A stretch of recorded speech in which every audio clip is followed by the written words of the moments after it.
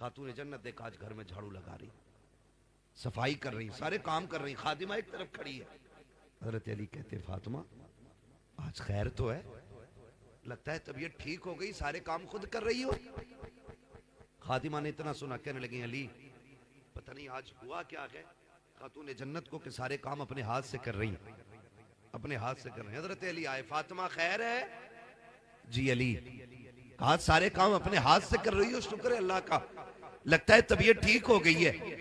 تو دیکھا حضرت علی کے چہرے کو، کہنے لگی علی میں نے سارے کپڑے دھل دیے، یہ امامہ رہ گیا جو آپ کے سر پہ، فرصت ہے تو دے دیں ذرا اس کو بھی دھل دوں۔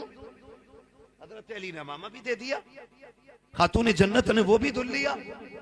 اس کے بعد شہزادوں کو بلایا، نہلایا، جب صاف کیا اور آنکھوں میں سرما لگانے لگی نا تو رونے لگ گئی۔ حضرت علی نے دیکھا، فرمانے لگے فاطمہ خیر تو ہے نا، آج خلاف معمول کام کر رہی ہو؟ کہا کیوں؟ کہا جب بیٹوں کو سجاتی تھی تو مسکراتی تھی اور چومتی تھی، آج رو رہی ہو؟ ایک بات کہی خاتون جنت نے، علی آج آخری بار بیٹوں کو نہلایا ہے، کل میرے بعد پتہ نہیں میرے بیٹوں کو کون نہلائے گا، میرے بیٹے مجھ سے جدا ہو رہے ہیں۔ علی اس خیال نے رلا دیا، اتنا سننا تھا، حضرت علی سکتے میں آگے، فاطمہ کیا بات کر رہی ہو؟ کہتی علی بات سنیں، تہجد پڑھ کے مصلی پہ بیٹھی تھی، فجر کے انتظار میں آنکھ لگ گئی، خواب میں حضور آئے تھے، وہ فرمانے لگے فاطمہ سحری کھا لی بیٹی، پریشان نہ ہونا، آج سحری علی کے دسترخوان پہ کھائی ہے، افطار ہمارے دسترخوان پہ کرنا ہے۔ لگتا ہے علی آج میں جانے والی، میرے بابا آئے تھے۔ حضرت علی نے اتنا سنا نا، ہاتھ پکڑا، خاتون جنت سنیں ماں کیا ہوتی ہے۔ خاتون جنت فرماتی شہزادو جی امی کا جاؤ نانا کے مزار پہ ماں کا سلام کہہ آؤ، یہ کہہ کے بچوں کو بھیج دیا آپ نے، اور حضرت علی کا ہاتھ پکڑا، کہنے لگی علی کچھ بات کہوں؟ حضرت علی فرماتے ہیں فاطمہ کہو نا، کیا بات ہے؟ کہتے آج تک میں نے کچھ نہیں مانگا، آج مانگنا چاہتی ہوں۔ اتنا سنا حضرت علی کی آنکھوں میں آنسو آ گئے، فاطمہ آج تک کچھ نہیں مانگا، آج مانگ رہی ہو، کیا چاہیے؟ ہاتھ پکڑا خاتون جنت نے حضرت علی کا، آپ لے کر کے بیٹھی، کہا علی کہا آؤ تو سکی، کہا کیا بات ہے؟ کہا علی ذرا ہاتھ دو۔ حضرت علی نے ہاتھ بڑھایا، ایک ہاتھ خاتون جنت کے ہاتھ میں گئے اور ایک ہاتھ حضرت خاتون جنت نے اپنا دامن خاتون جنت نے ہاتھ میں دیا علی کے، کہتی ذرا پکڑو تو سکی۔ ایک ہاتھ علی نے، ایک کونا علی نے پکڑا، دوسرا کونا خاتون جنت نے پکڑا۔ اب نبی کی بیٹی کہہ رہی ہے اے علی آپ کے ساتھ اتنی زندگی گزاری ہے، اگر کوئی خطا ہو گئی ہو تو معاف کر دیا جائے۔ اتنا سننا تھا، علی کی چیخ نکل جاتی ہے فاطمہ میرے ساتھ اتنے دن گزارے ہیں، تم خطا کی بات کر رہی ہو، آج تک کبھی کوئی شکوہ نہیں کیا، کوئی شکایت نہیں کی، یہاں تک کہ فاقے کیے کبھی روٹی تک کا سوال نہیں کیا۔ اے فاطمہ کیا کہنا چاہتی ہو؟ کالی عرض اتنا سا ہے، اگر کوئی خطا ہو گئی ہو، کہا کس خطا کی بات کرتی ہو؟ کالی یہ ہو سکتا ہے کہ تم نے کھانے کا حکم دیا ہو، مجھے بنانے میں تاخیر ہو گئی ہو، یہ بھی ہو سکتا ہے تم نے کسی چیز کو کہا ہو، مجھے کرنے میں دیر ہو گئی ہو۔ اے علی کوئی خطا ہو گئی ہو تو معاف کر دیا جائے۔ حضرت علی کہتے ہیں فاطمہ خدا کی رضا کے لیے میں نے تجھے معاف کیا، لیکن ایک وعدہ تو بھی کر کے جا۔ کہا کون سا وعدہ؟ کہ جب قیامت کا دن ہوگا مصطفیٰ بھی کھڑے ہوں گے، خدیجہ بھی کھڑی ہوں گی، فاطمہ جب علی سامنے آئے تو مصطفیٰ سے میری شکایت نہ کر دینا، کہیں یہ نہ کہہ دینا کہ کس کے حوالے کر کے آئے تھے، جس نے دو وقت کی روٹی نہ دی اس کے گھر چھوڑ کے آئے تھے، جہاں کبھی پیٹ بھر کے نہ کھایا اس کے حوالے کیا تھا۔ خاتون جنت رو دیتی ہے، کہتے ہیں علی وقت کم ہے، جلدی سے میری بات سن لی جائے۔ حضرت علی کہتے ہیں فاطمہ کہو تو سکی، اب ذرا غور سے سننا پیارے۔ خاتون جنت کہتی ہے اے علی کوئی کمی ہو گئی ہو تو معاف کر دیا جائے۔ آج میں پوچھنا چاہتا ہوں، جب شوہر انتقال کر جاتا ہے تب بیویاں کفن سے لپٹ کے کہتی ہیں اجی معاف کر دو جو غلطی ہو گئی، اور میری بہن بیٹی اب یہ کفن میں لپٹ چکا ہے، اب کچھ نہیں ہونے والا، اگر معافی مانگنی تھی تو اس کی زندگی میں مانگ لیتی، اگر راضی کرنا تھا جیتے جی کر لیتی، اس لیے کہ تیری جنت رب نے اس کے قدموں میں رکھی ہے۔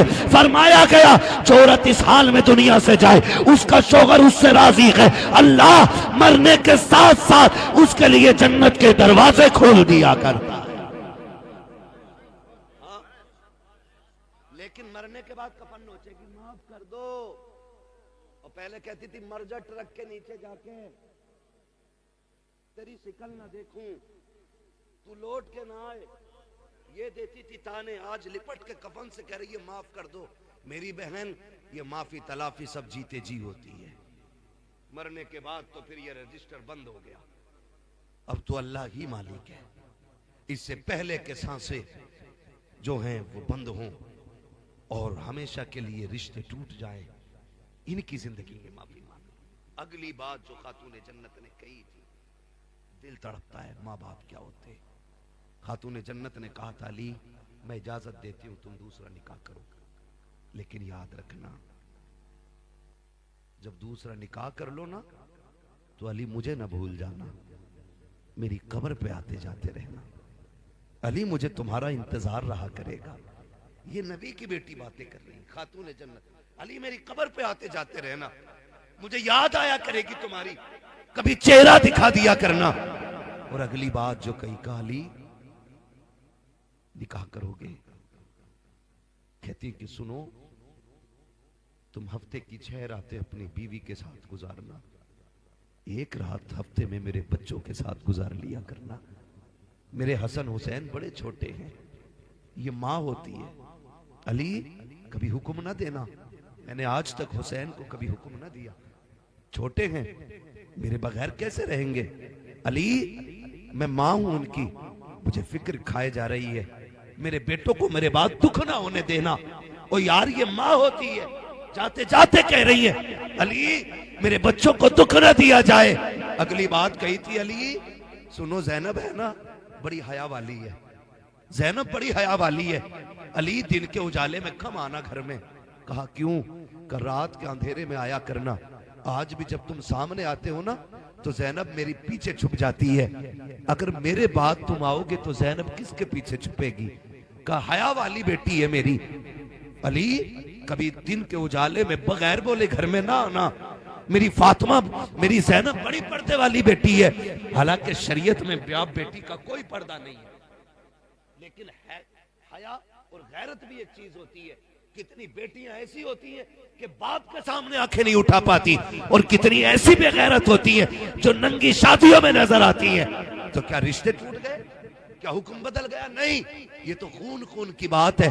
جس زینب کی تربیت فاطمہ نے کی ہو، بتاؤ وہ زینب کتنی حیا والی ہے۔ کہا تھا ذرا دن میں آنا نا تو پھانس کے آنا، میری زینب بڑی حیا والی ہے۔ اور فرمانے لگی سنو علی جی، فرمایا بچوں سے دور نہ رہنا۔ ابھی یہ باتیں ہو رہی تھی، ادھر شہزادے حضور کے روزے پہ ہیں، اتنے میں نورانی چہرہ نظر آیا۔ شہزادوں سے کہا شہزادوں کیا کر رہے ہو؟